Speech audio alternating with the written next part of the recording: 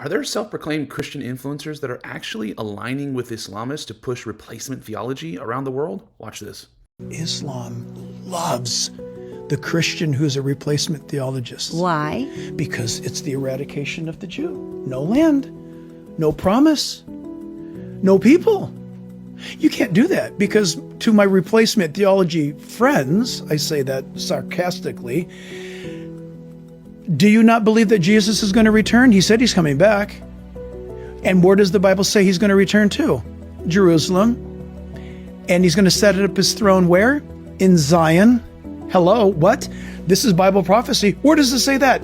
Old Testament and New Testament. So, Pastor Jack, do you think... They don't want that. Do you think political Islamists are trying to push this narrative of replacement theology on the West so that, Marissa, are they that smart?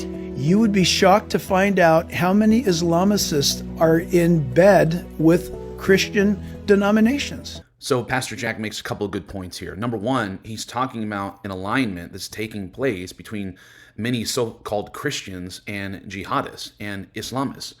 And you don't think it's happening? It is happening. I just did a video the other day where you can track many of the financial transactions of someone like Tucker Carlson actually to the Middle East and to Islamists. There was a Pakistani-Iranian man that seeded Tucker Carlson with more than $15 million to start his new network whenever he cut ties with Fox News. So this is disturbing. Who you take money from can be an indication of who you're aligned with spiritually. And for some reason, there's been an alignment with people in the West and Islamists, okay?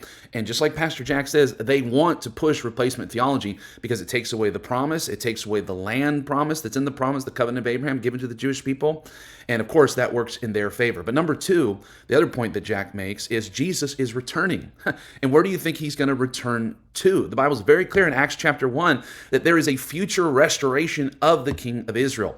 And who to be the king except the king of the Jews, which is Jesus. So if Israel isn't Israel today, then how is Israel going to fulfill Bible prophecy, the Israel that's talked about in the Bible? Of course, Israel is the Israel of the Bible and the Israel that's going to be the recipient of those promises and those prophecies.